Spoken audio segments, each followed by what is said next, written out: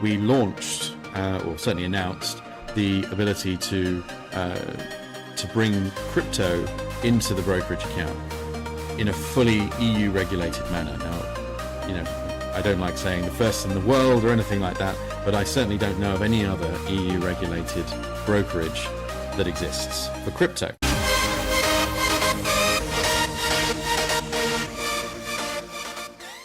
Hello everyone and welcome back to Jayconomics. I'm very excited to bring you Graham Doggart. He is the co-CEO of AuBit and one of our favorite investments here on this channel, FWT.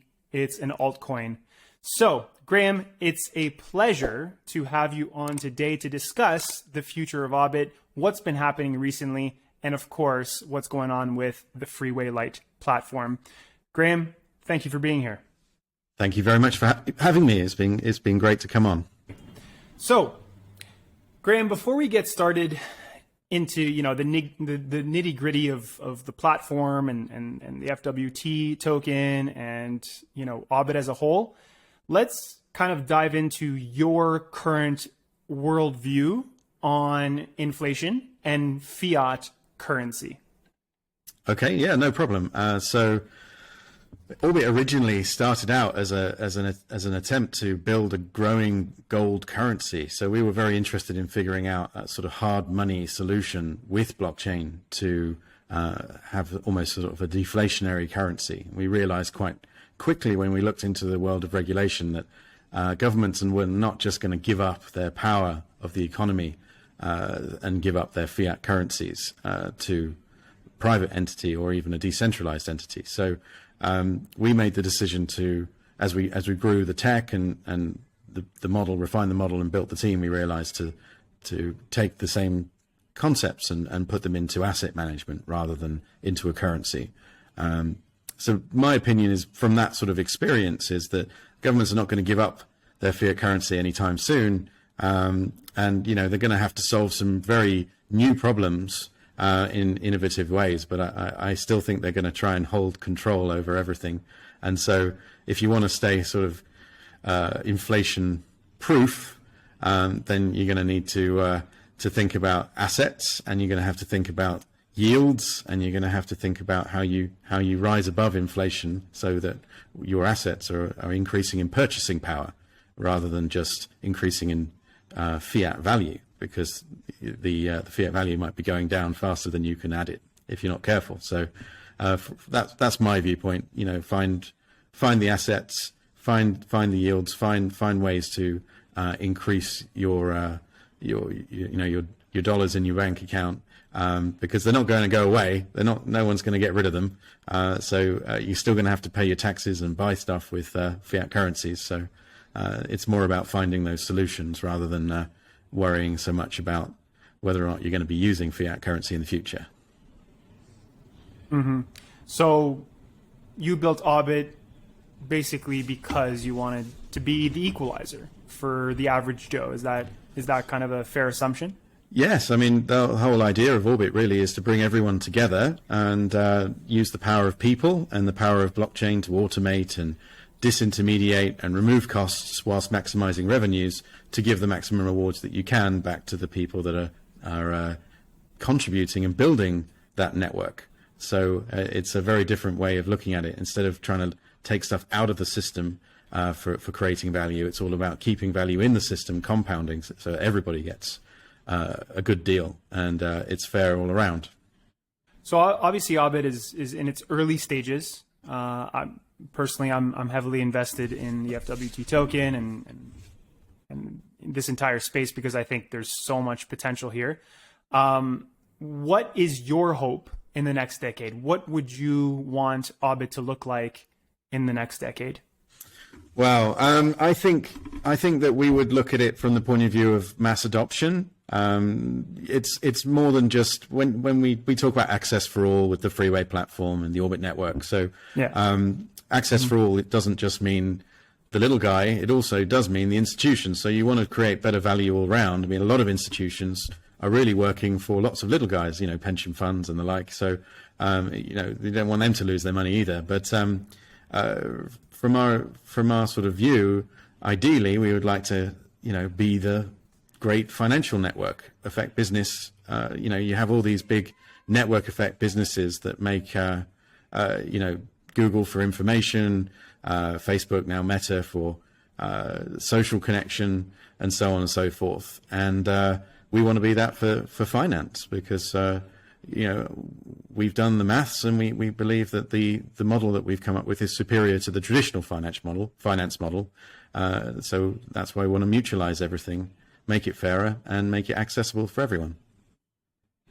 That's awesome. You have the Freeway Lite platform out right now. That's correct. Can you go into detail about what that is, and what users do inside the app? Yeah, sure. So Freeway Lite is like the very first shop window into what we're building with AuBit and Freeway, and it's basically allowing us to connect wealth creation to some degree to everybody through some pretty clever utility token mechanics, and as well as utilizing the mechanics of staking to bring access to everyone that can get a utility token for Freeway Lite, and then for Freeway Lite US, anyone that's eligible to access a staking protocol, which is pretty much everyone, to connect it to that wealth creation through various routes.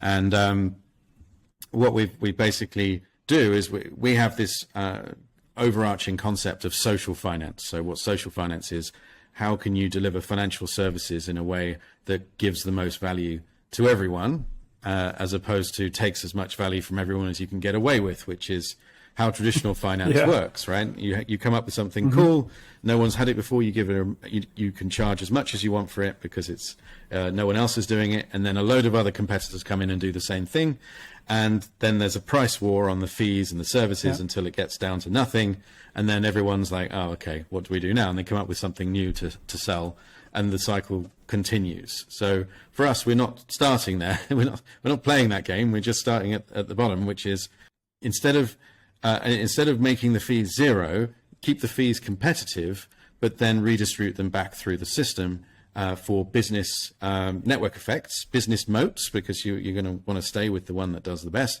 and general user retention and acquisition and referral virality. So it's a long-term sort of business solution. Network effect businesses kind of go from nothing to something huge, and then it's quite difficult to try and penetrate them after they've done that. And that's what we want to do, because we think we have a fairer model, and we think everyone will be better off if they're part of the AuBit network than not part of it. I would tend to agree, and we'll get into why after. Graham, can you get into the massive news that you guys announced on Friday? This is probably the biggest news yet for AuBit. So can you take a deep dive into that news and what it means moving forward? Yes, I mean, it's definitely the most exciting news that we've brought out.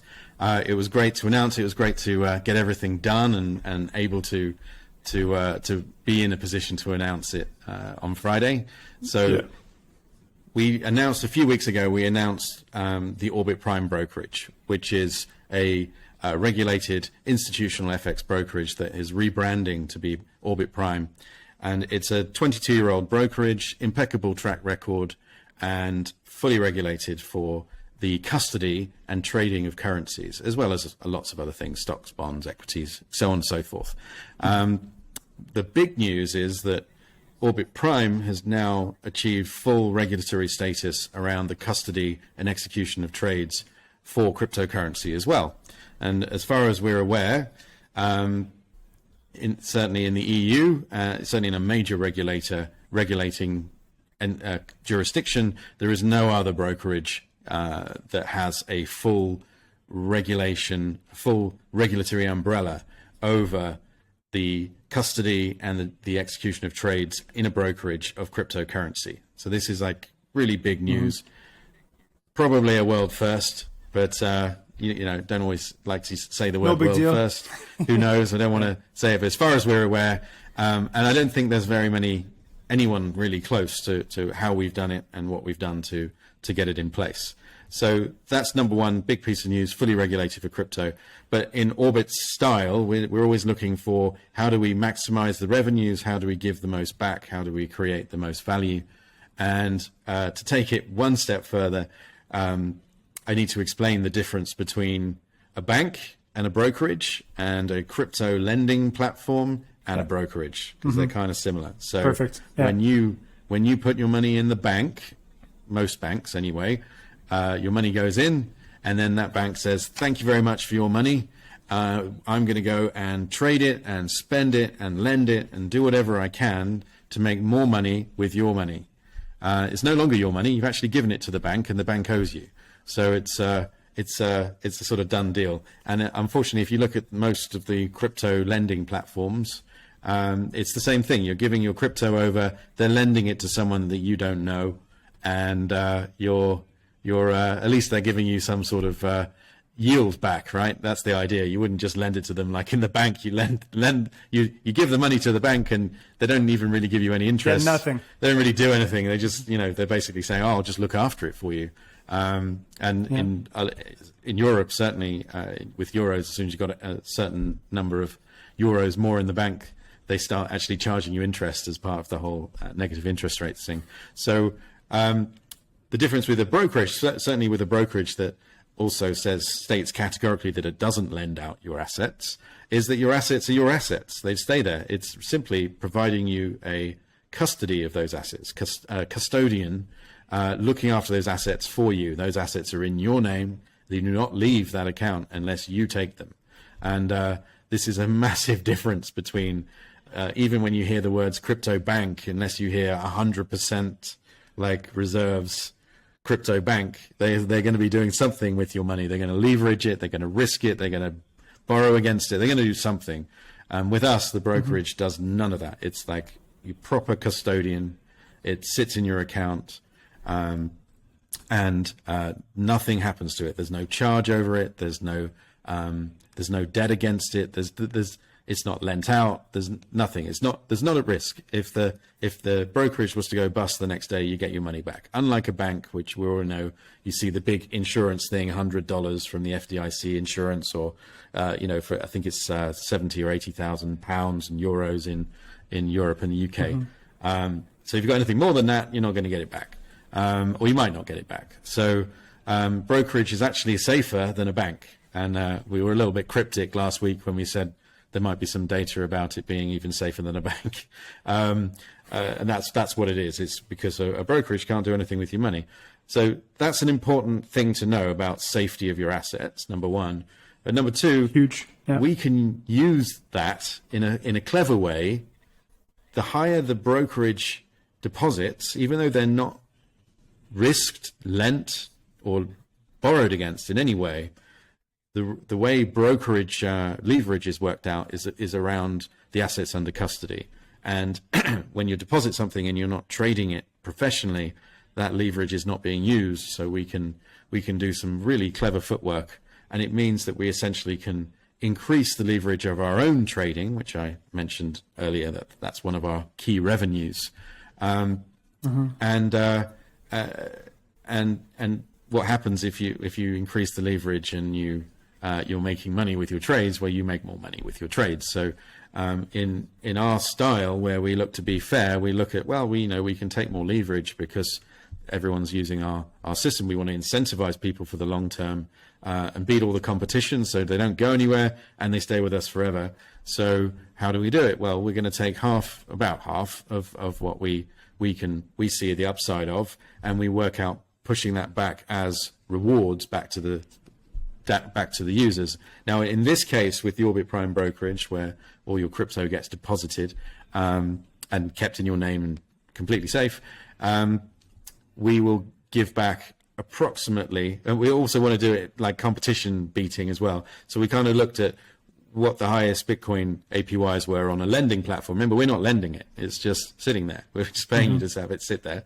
So we looked at that. So we've got between 8 and 12% on your crypto. This isn't stable coins. This is just the crypto that's obviously volatile against the stable coins. So on Bitcoin, Ethereum, and a host of others, you will get a minimum of 8% deposit rewards targeted. And if you've got a small amount of Freeway Token, which is about, I think it's about $250 worth right now, then you'll get, and you lock it away for a year, you'll get 10% on your deposits. And if you do about $1,500 worth of Freeway token locked up for a year, you'll get 12% available. AP, we call it, we can't really say it's yield because it's not, because it's deposit rewards, but we can say it's equivalent to an APY of 12%. So between 8 and 12%, depending on how much Freeway token you lock up, which is extremely competitive and beats everyone for Bitcoin, Ethereum for sure. But, you know, a few of those have a few quirky ways that you can lock it up and you can get paid in a token. We have none of that. It's just put it in there and it increases in kind every single day. No lockups. You know, it's the perfect way of doing it. And then on stables and even fiat, this is the other thing, we're fully fiat regulated as well, right? So it's not like your normal crypto project that's hoping that it can get by until regulation is clear. This is fully worked out, regulated. On fiat, it's slightly different because there are regulations around deposit rewards, delivering deposit rewards in fiat. So at that point, Orbit Prime takes your deposits, they sit there, and then Freeway Lite actually rewards you with stable coins. For now, as your reward. So you can actually just deposit fiat, which is very useful for institutions looking to just deposit fiat in a brokerage and know that it's 100% safe, and then they're getting these additional rewards. So you know, it's massive from the point of view that it's typically larger rewards, but even more importantly, it's fully institutional grade. So an institution that's allowed to deposit currency in a brokerage, which I hope is most of them, can do so and see these rewards. And at the same time, everyone gets their funds are never risked. Their assets are never risked. They're just sitting there the whole time and they're getting rewarded for it. So it kind of kills. They can sleep at night. It's not. It kills custody, the custody model, because there's no fee. In fact, we pay you essentially. And it kills the crypto lending model because we don't have to lend it out for the same results. So, you know, it's this is why all the APYs go down, by the way. When you start a new lending platform, they've got higher APYs and it goes down. Two things. One, it's harder to find people to give you the, to find ways to make it worth more. So you end up going, oh, wow, hold on, I can't keep up with this, this level. And secondly, the people borrowing the crypto or the stable coins to go and trade with them to make more money are shopping around to try and find the best rates. So they're going to find a better rate with someone else.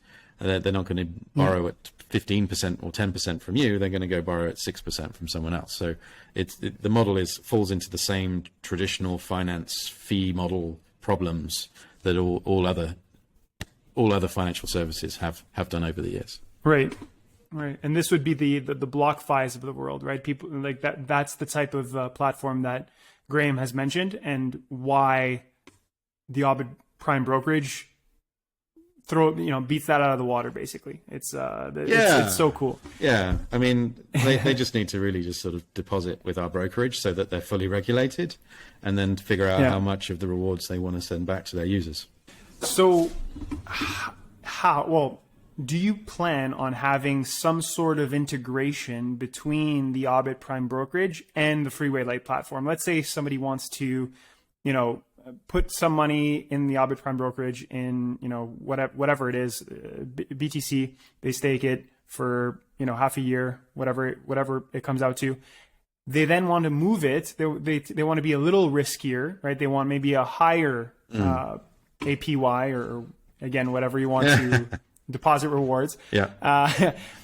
So they want to move it to the Freeway Lite platform. Can they do that easily in one step? Is that, or if not currently, will that be something that's looked into? So the short answer is yes, it is coming.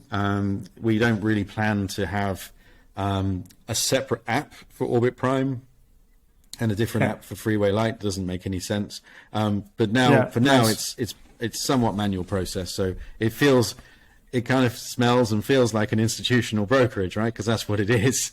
So that means you don't sort of dial up on an app quickly and just move institutional amounts of Bitcoin back and forth. It's done with people and ensuring that it's done correctly and verifications and all that sort of thing.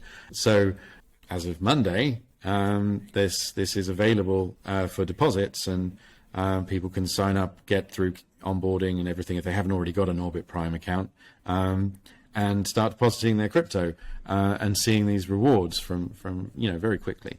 But the idea is that within the next sort of 3-month period, we will fully integrate the system into Freeway so that users can choose to deposit their rewards, deposit their crypto for deposit rewards, and then they can also choose to have Freeway tokens and look at staking and increasing their tiers so they can get extra percentages on their deposit rewards, or move to the Superchargers, which are there's an interesting piece of utility in there that we're now capping the Superchargers based on what your tier level is. So if you have a free tier, which we call the bronze tier for now, where you don't have any Freeway tokens, you're getting 8% in your crypto, 12% on your stable coins and fiat, and you're allowed up to $1,000 of Superchargers. Superchargers have a little bit of complexity in them that you need to hold at least 20% of their value in Freeway token at market price for them to activate.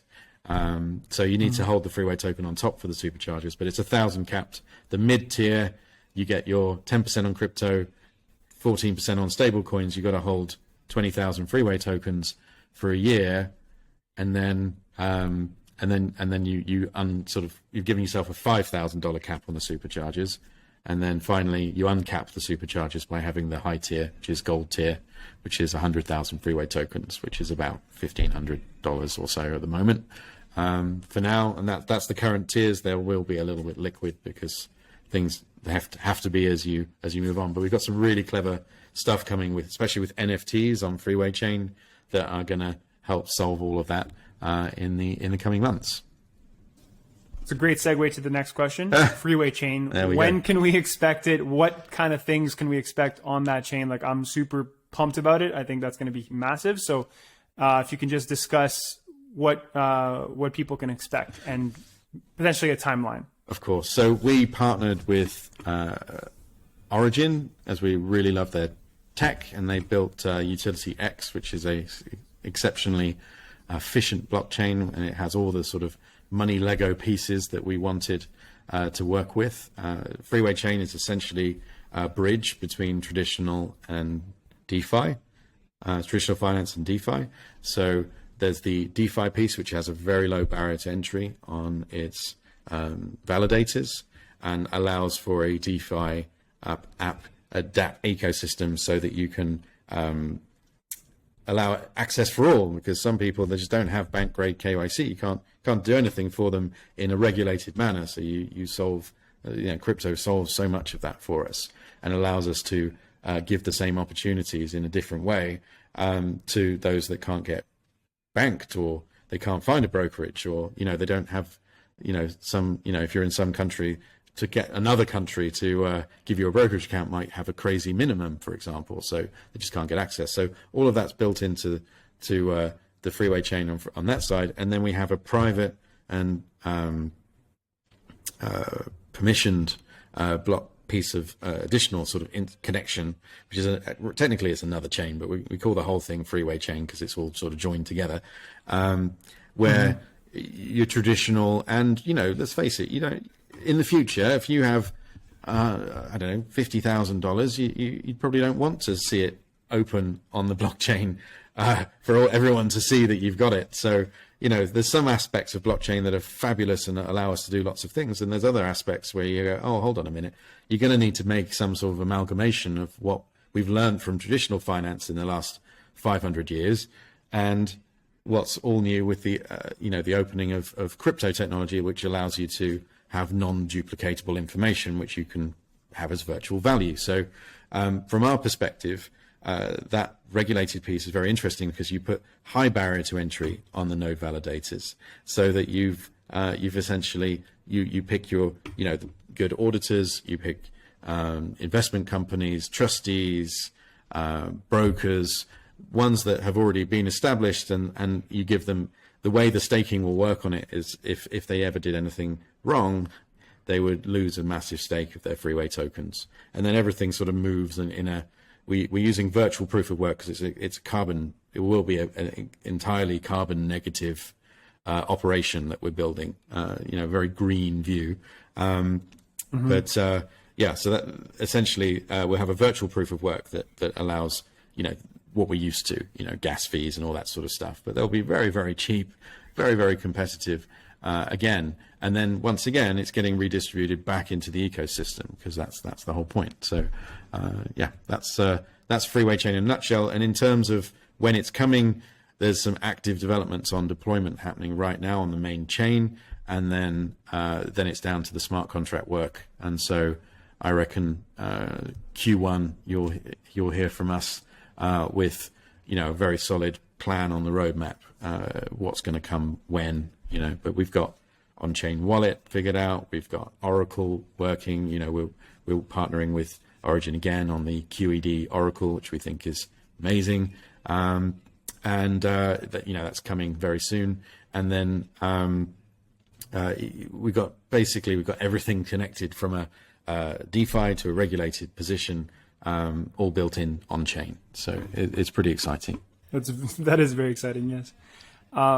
So we briefly talked about superchargers. Can we take a few minutes to kind of just deep dive on those, as well as, people are always playing devil's advocate and always asking questions and wondering, how are we able to give 33% APY on Bitcoin, 20% APY on Ethereum, Cardano, 43% on USD? How are these things possible? And can you maybe give us a little insight on that? Yes, no problem. So I think the first thing is somewhat conceptual and philosophical, which is there's a lot of money made in the world, especially in the finance sector. So there's lots of ways money is made that most people are unaware of, whether it's a simple arbitrage between a guaranteed purchase on one side, and you can go buy it for cheaper because that it's being bought at a certain price over here, and they have to buy it. So it's a simple sort of way that you can do it, and you repeat that over and over. Whether it's FX trading, whether it's spreads on FX trading, whether it's trading commissions on FX trading, with all the different services that are involved up and down. Same in the, I think most people realize now that Robinhood is a classic example of someone, it's got free trading. How does it make money? Well, okay, it's not entirely free because there's still spreads involved, but we all know about the payment for order flow, essentially rebates for piling up lots of orders and giving them over to someone else that can then wholesale buy for cheaper and then spread the spoils. So there's so many hidden ways that money is made, that what we've tried to do is find all of those ways, own them in one way or another in fully regulated legal way, so that as they pile up and we can maximize our revenues, as I said before, instead of holding on to all of that revenue or having it leave the system, we're using it really as a big marketing budget for user retention, because who's going to go elsewhere if they can get the best results with us, and user acquisition. So we've built an extremely beneficial referral system, which has been maxed out for its virality by simply allowing the referral system, like everything else in Orbit, to be rewards based. So instead of you having a risk and reward base, it's just rewards. So you have a deposit, it goes up with rewards. If you get a reward, it's done. It's there. So if you incentivize everyone with rewards as opposed to fees and commissions, you change things. And so by introducing someone that ends up using our superchargers or our deposit rewards, they end up that person that referred someone gets rewarded themselves, equivalent to 10% of what the rewards their referred user is getting every single day. So it's a fantastic way to sort of immediately see passive earnings, really, from rewards, but everybody's benefiting, and it's not coming out of the pocket of the person you've just referred like commissions do. It's coming out of our marketing budget, because if you didn't refer them, we're going to go spend the money to get new users, and that's the simple solution. So that sort of concept is very important to understand as to how and why the superchargers. If we're making money and we want to reward our users the most that we can manage in a sustainable way, so that we keep our users and we get more users and we get more value into the system, then that's a great way to go. And that's what we call social finance, giving as much value back. Now, we did make a big mistake, which was we came out and said, great, we did the research, we looked at the track record of our traders, and we decided that 43%, 0.098% per day rewards was sustainable, and it was fine. And, we were very comfortable with it, but unfortunately no one else is very comfortable with it. So, it sounds too good to be true. It sounds like we've automated and maximized revenues and everything else. And it's just, it can't possibly be real, can't possibly be sustainable if it is currently paying out and really what's happening. And so the key part that we had to do was we had to get this. We've always been working on the regulatory stuff, but to get the DeFi stuff going was much quicker, and the utility token stuff, it's much quicker. So that's why we launched, get a community, etc. But now we've got the brokerage. It's fully regulated. It's providing deposit rewards that you can, physically, in a regulated way, verify they're there. It's protected. There's nothing that you can do. It's yours. It's never going to go anywhere. And then we have this supercharger version, which is still like a decentralized, we call it the access for all version. It's not fully decentralized, but it's an access for all version, which sidesteps some regulatory aspects to allow the little guy to get access. Everyone else that's eligible should now get the brokerage version. And then, so we're basically finding these ways to create wealth, maximize revenues, and then have a cool reward system that builds the user base. And that's the supercharger. That's how they work. But of course, we made the mistake that it was too high. We should have said 12% and then given 43 and said, oh, wow, look at that. Amazing. Yeah. You guys have done great. I wonder if he'll do that next year.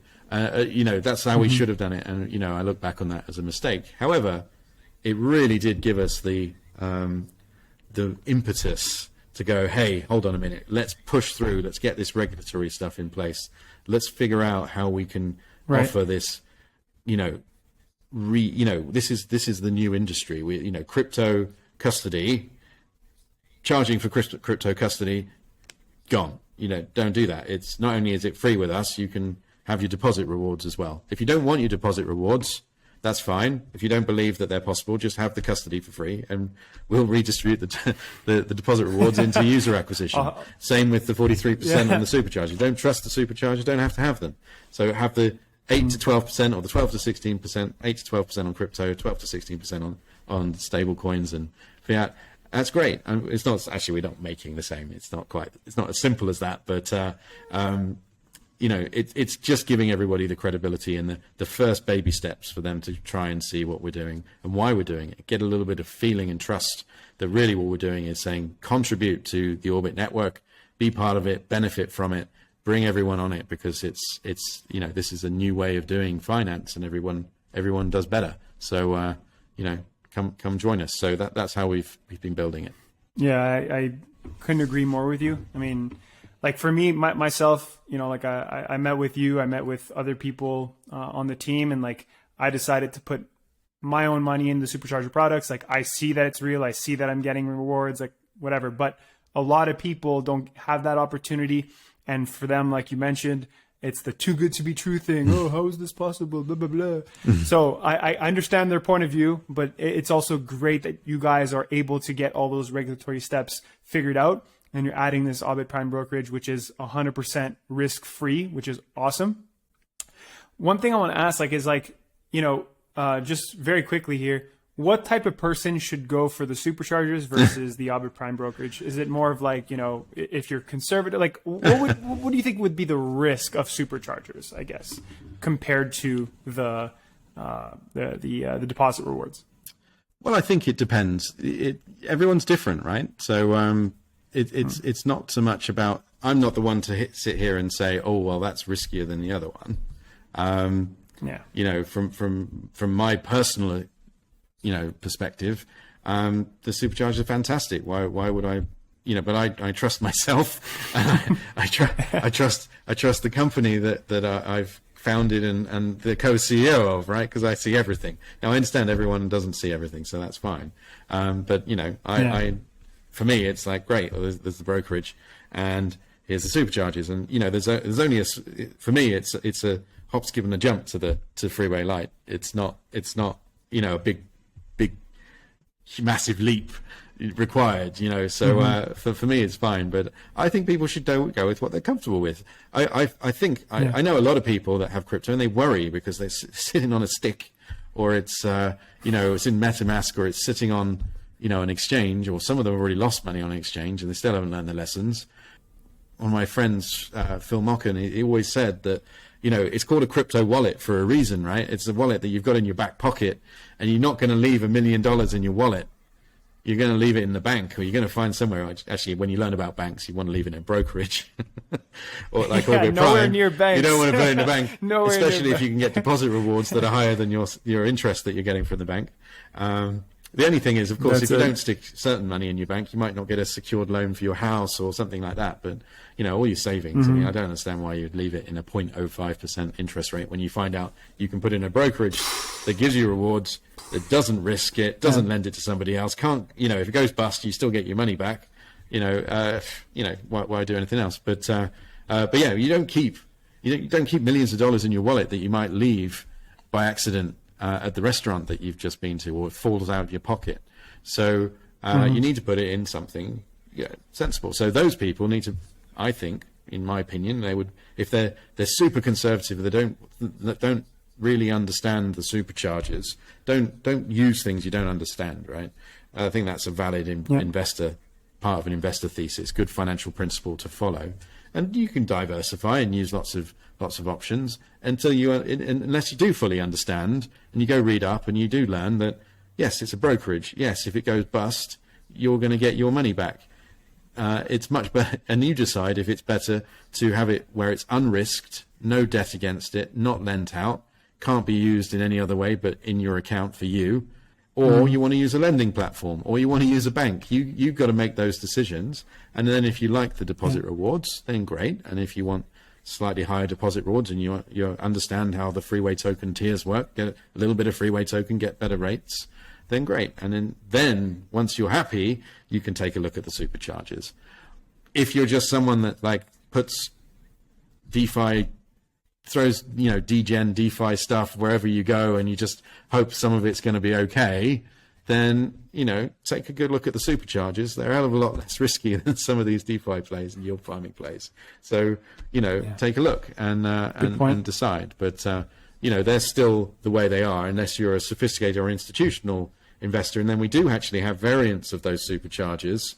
You know, I was in a very good conversation today about how we can make it even more and more institutional, find ways to utilize, you know, 5-6 years worth of track records, because a lot of institutions have stipulations you can't even sort of use something unless it's got 5 years of audited history, that kind of thing. So we've got lots of things going on there to bring this to the institutions.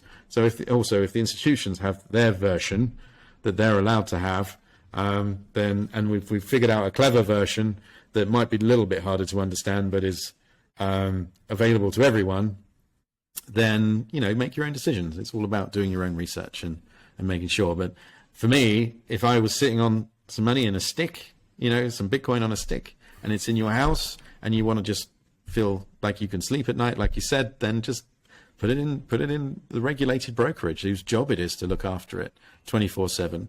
And as I said, we've come up with this amazing way of changing finance for the better by, you know, mutualizing and democratizing mutualizing all the revenues that we can make while still mutualizing does include, you know, the platform and the management and the shareholders being incentivized. The problem with traditional finances is not incentivized right. The shareholder, the customer, and the management are not. It's all at friction. It's the shareholder wants as much money as possible, the management wants as much pay as possible, and the user wants to pay as least possible and get the most back as possible. So it's a brawl between the participants. And, you know, what we've been trying to do with Freeway and AuBit from the start is how do you align everyone? And you align them by giving them the best they can get, a fair amount of it, compared to what you make, and you reward everyone for doing it, and especially for bringing more and more participants to the network and more value to the network. Let's talk FWT as an investment. Obviously, it's a utility token. We're not talking about a meme coin here. We're not talking about something that is, whatever. Why should people invest into FWT as an altcoin investment or an alt token investment? Oh, okay. I'll probably re-question myself slightly and say something like, why do I think Freeway Token is an interesting utility token to get and look to use?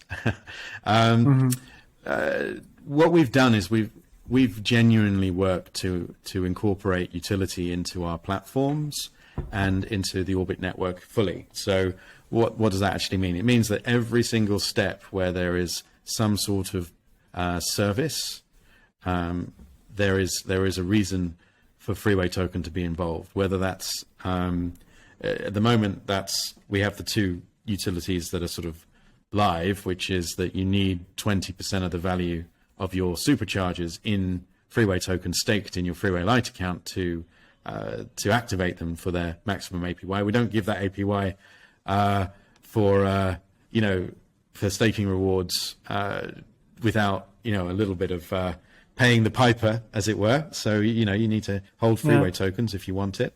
And then in the deposit reward ecosystem with AuBit Prime, you do need to, if you want the higher deposit reward rates, you're going to need to have a little bit of Freeway Token locked up for 12 months and relock it up again when you get to the unlock stage and all that sort of stuff. So there's utility there. We basically use Freeway Token as an access token to products and better rates, a discount token for products and services in the future. It will be the layer 1 token for the Freeway chain. So you'll be paying your gas, you'll be paying for your NFTs with it. When you want to wrap, one of the features of Freeway chain is you can essentially wrap anything from any other chain. That's the long-term plan. And then you can move it from DeFi to regulated to DeFi, or traditional to DeFi. Eventually DeFi might even be regulated, you never know. So I should probably say traditional to DeFi and back again, so that if you did want to buy an NFT, on Flow, and then you wanted to wrap it, and then you wanted it to come, and then you wanted to sell it privately, you can actually, the idea of Freeway chain is you can move it to this sort of private permission space. Obviously, we publicly, you see that it's moved to the private space.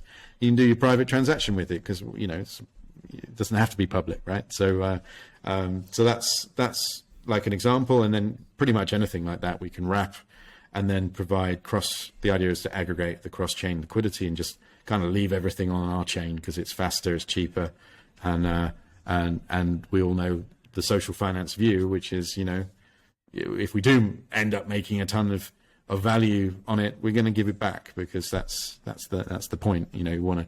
It's all one big marketing play to make the big network effect business, which then kind of fulfill. We've self-written together as a community the prophecy that it's become the big network effect business with all of its business moats and the best rates, and no competition can come in unless they follow the rules, which is mutualize and democratize their services. That's the idea anyway. So FWT, Freeway Token, it's currently at $0.015 USD at this time. You guys have maintained that your goal is for that to hit $1 one day. That would mean like a 67x from current levels, right? So that would make it probably a top 50 cryptocurrency. Right now, there is 5.7 billion in circulation. 10 billion is the total supply. Why do you think that is possible? Like, what is your, I guess, obviously everyone in the company is bullish, myself included. I'm not part of the company, but I'm all, this is why I own a lot of FWT. But what is your thesis behind that happening?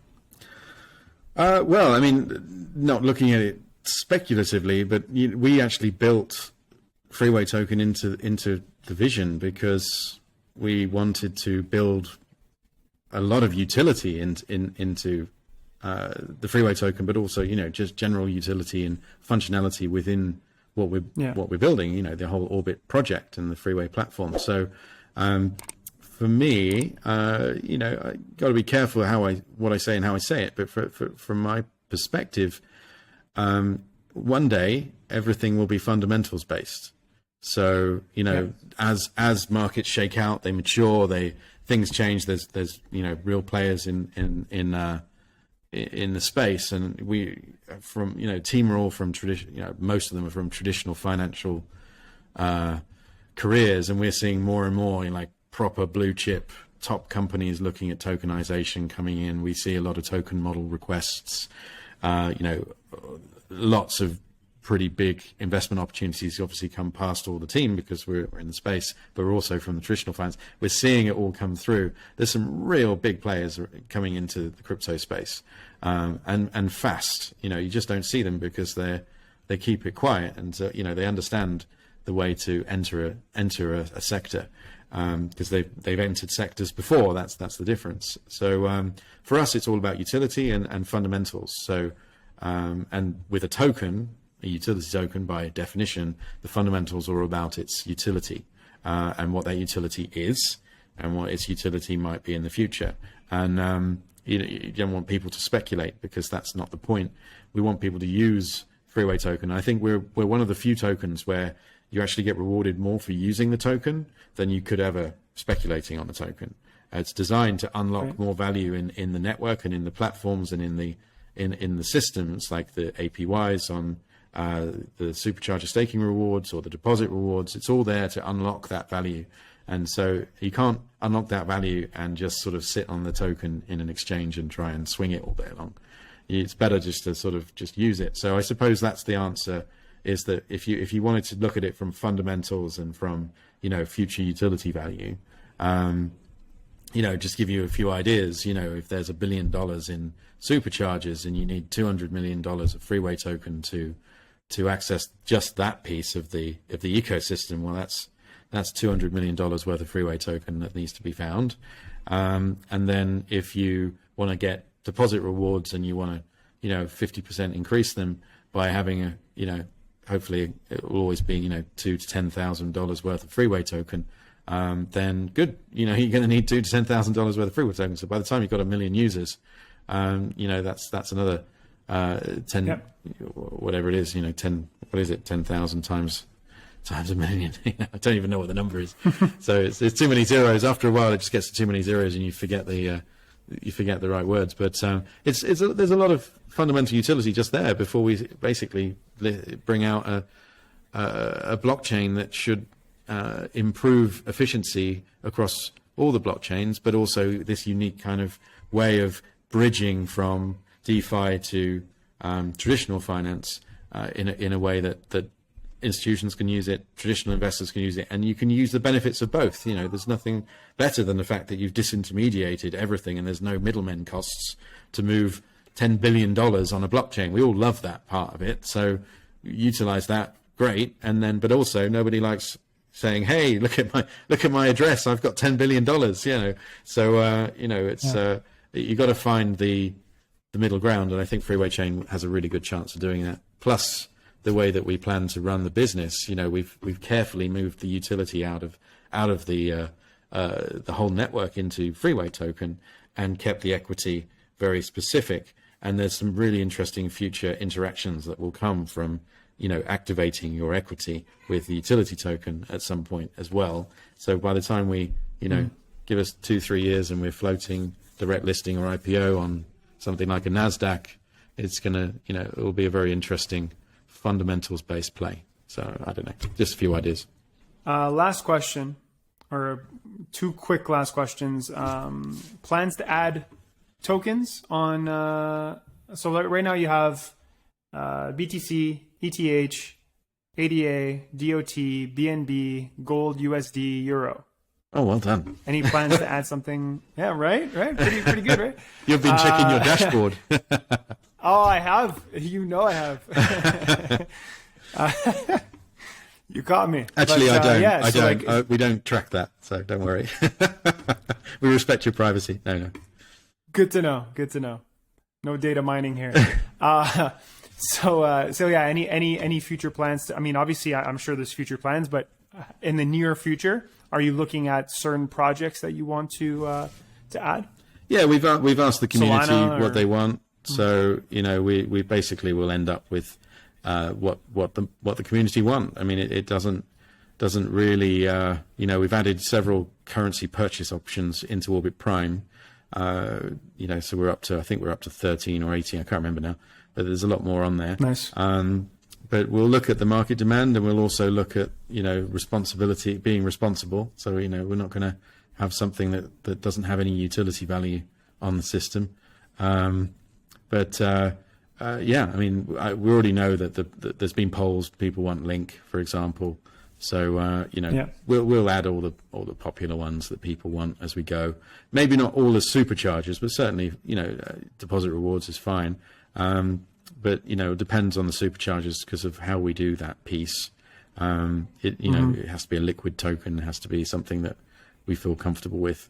But yeah, I mean, we'll add them. Same with different currencies. It's really not difficult for us to do that. And we're going through this kind of intense phase. We've gone through this intense legal, regulatory, and administrative phase of getting these things set up. And we still have a lot of that to do for sort of we have a full workout for the US exactly the same way as Orbit Prime. We'll have Orbit Prime US, which will do the same thing. So that will come very soon, 4 or 5 months. But yeah, I mean, we can open up these doors as we go. But yes, we'll definitely have what the community need and want on there, because it just makes sense to offer it to them. Cool. Is there going to be a sort of tax reporting feature, tax record feature on your apps to make it kind of easier in the future? Yes, I mean we have to do that. The whole idea of this is access for all. It means not only everyone, but it also means make it so people can use it, and it's easy to use, and it's seamless, and that's where a lot of effort will go over now that we've got some major milestones in place and clear roadmap, clear path to the other ones. There were things to solve to get to this point, but a lot of it's solved, and we can now rinse and repeat to do it elsewhere. So it's all good from that perspective. It's not taking the thought capital. So now the thought capital will go into making it seamless, easy, and such a annoying thing about tax reporting on every single trade in so many jurisdictions. You just have to provide some sort of automated way of doing that. Otherwise it's just a nightmare. You just you give someone 43% gains and they're spending it on accountancy fees to go through the paperwork. That would be a disaster. So we will work to do that, and it's also part of regulatory and compliance to be able to follow the rules, and so many jurisdictions are now looking at enforcing easy tax reporting points into service providers. Because it's possible, it's very easy to do. It's just finding the time to do it. And if you make it, if a regulator makes it, a legal requirement, suddenly everyone finds the time. So it's definitely on our roadmap to put it there, because we try to think into the future a little bit, and to really protect our users, to make sure that we can continue to do what we're doing. Now let's just finish off with a quick little lightning round. I'll ask you 5 quick questions, just totally random questions. Okay. You just give me the first thing that comes to mind. Doesn't need to be a long answer. Just so let's go. So question 1: you got to pack your bags. You're from the UK. You live in Malta. Where are you going? Somewhere. Tomorrow. Probably London or New York, because I get all the sun and the sea here. So London or New York to have good food, go meet good friends that stay in the cities, that kind of thing. Well, speaking of food, you got one last meal. You got to eat it the rest of your life. Oh. Every single meal. What are you eating? Oh God, I don't think I'd live very long if I ate my favorite meal every day of my life. I suppose there's this the hedonistic answer would be rare steak and the best quality wine that I can find, and then the sort of sensible one would probably be smoothies, a smoothie, a salad, and a soup, and a lump of lean meat on the side. Hey, there you Two go. answers. There you go. Nice. There you go. Perfect. Question 3. Outside of FWT, obviously, what project in the crypto space, blockchain space, like what are you the most bullish on? What is your largest holding?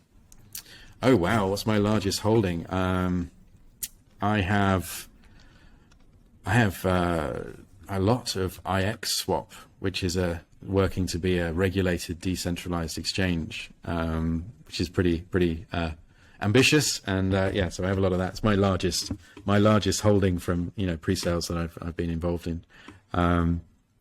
What am I most bullish on? I think in really clever projects that have institutional mass adoption possibility, like the QED project that we're going to be backing is as an oracle for institutions, but also for everyone. But it'll be institutional grade from the Origin guys. So I really like that one. Steady State, again, another one we partner with. Don't want to start just advertising the ones we're partnering with, but they are. It's the truth of the question. The ones I'm most bullish about. But that's why they're partners. I think there's a lot of. I really think there's a lot of outside of like traditional finance moving into the digitalized space, not just the DeFi space. Outside of that, I think there's a lot of mileage in the gaming space. So by far my largest investment in a seed round, pre-sale round has been in a game. So that will be announced at some point in the near future, I'm sure. Question 4. Let's say you're on vacation. Let's say, because obviously I know you work 24/7, you never stop, right? But let's just pretend that you have a day off. What are you for sure doing that day? Oh my God. Well, it's definitely some time with my son. I mean, that's what you do with the with a lot of the time. Mm-hmm. So he loves his games and his stuff. So we play games. I like reading books. I watch a movie. I'm kind of boring on that front. Because you don't do it very often. So you just take the simple approach. I like going out to a nice meal. I like simple things like walking around the beach. Malta's great for that. Walk around the coast. It's great.